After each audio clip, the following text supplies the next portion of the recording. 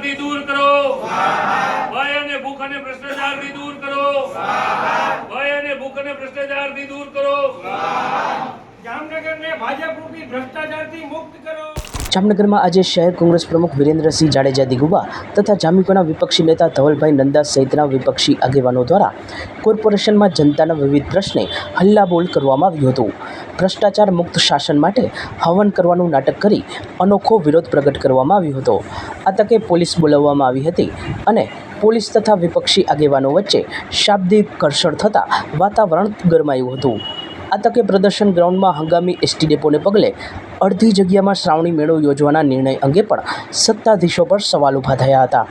સત્તાધીશોએ મેળામાં કોઈ અનિચ્છનીય બનાવ બને તો તેમની જવાબદારી રહેશે એવું સોગંદનામું અદાલતમાં કરવું જોઈએ એવી માંગ વિપક્ષ દ્વારા કરવામાં આવતા ખળભળાટ થયો છે।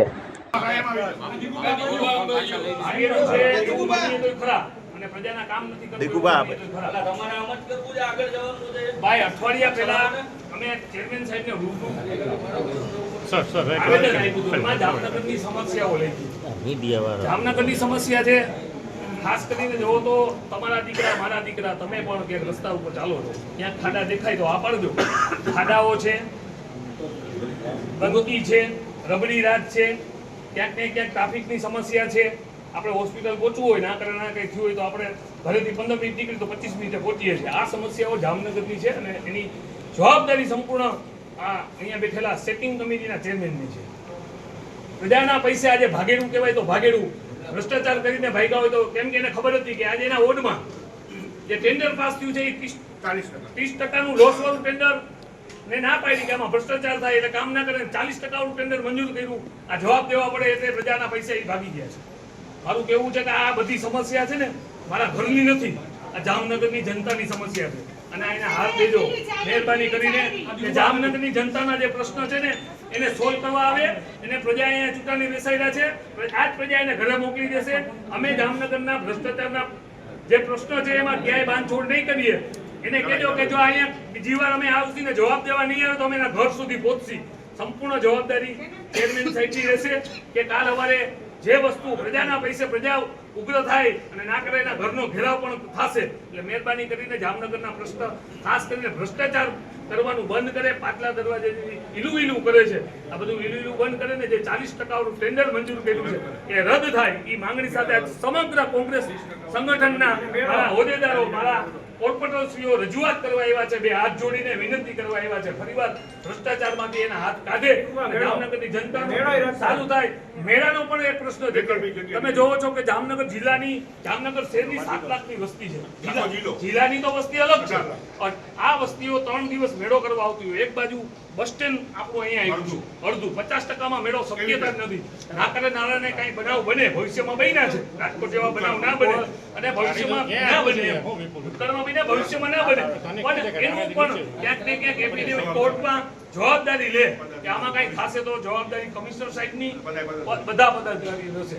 આવી માંગણી સાથે તમે અમને પોલીસથી બીવડાવ્યા, જનતાના પ્રશ્ન લઈને આવ્યા હતા, અમે પોલીસથી બી ગયા પણ જનતા તમને ક્યારે માફ નહીં કરે એટલે રજૂઆત કરવા આવ્યા છીએ। બોલો ભારત માતા કી જય, ભારત માતા કી જય, ભારત માતા કી જય, વંદે માતરમ।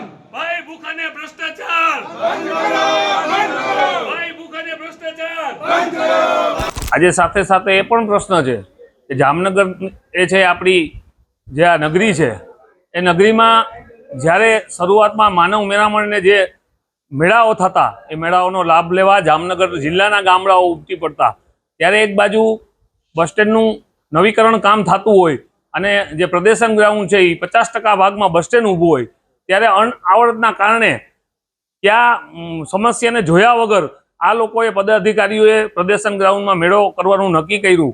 હું એવું માનું છું કે આ શક્યતા જ નથી। અહીંયા મેળો થાય, એક બાજુ બસોની અવરજવર થશે, એક બાજુ જામનગર જિલ્લાની જે જનતા છે મેળો માનવા આવે।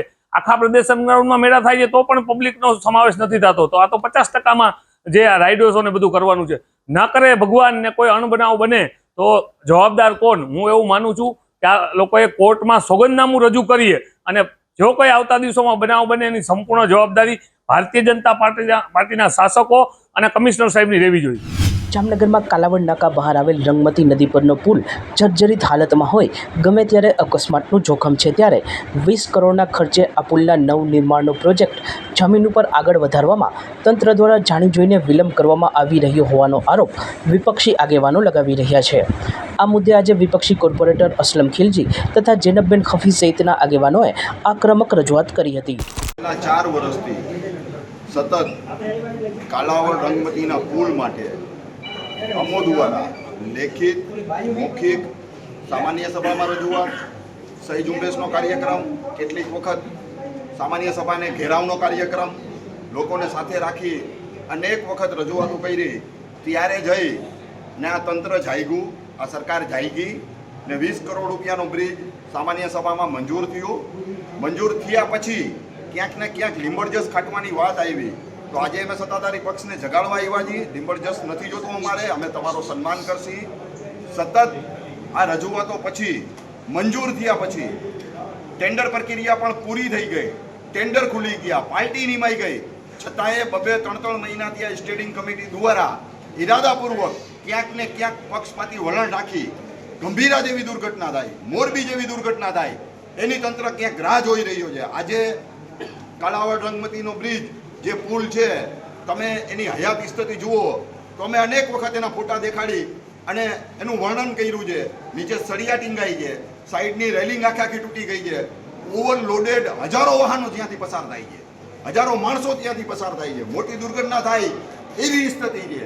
જ્યારે આવી ગંભીર ઘટનાઓ બનતી હોય ગુજરાતના અંદર ત્યારે પણ તંત્ર અને સત્તાધારી પક્ષ રાતોરાત જેને સ્ટેન્ડિંગ કમિટીને મંજૂરી આપી અને સવારે કામ ચાલુ કરવું પડે એની જગ્યાએ હજી તંત્ર સૂતું છે.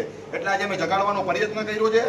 આગામી દિવસોમાં તાત્કાલિક ધોરણે જો કાલાવડ પુલનું બ્રિજનું રંગમતીનું કામ ચાલુ કરવામાં નહીં આવે તો ઉગ્ર આંદોલન કરવાની અમારી ફરજ પડશે અને રસ્તા રોકો આંદોલન કરવાની પણ ફરજ પડશે. તેની સંપૂર્ણ જવાબદારી સ્ટેન્ડિંગ કમિટીના ચેરમેન શ્રી અને મેયર શ્રી અને સત્તાધારી પક્ષની રહેશે. અત્યારે શું કર્યું? અત્યારે આવેદનપત્ર દેવા અમે આવ્યા હતા પણ એ લોકો ત્યાંથી ભાગી ગયા છે. સચોટ સમાચારો સૌથી ઝડપી મેળવવા માટે અમારી ચેનલને સબસ્ક્રાઇબ કરો.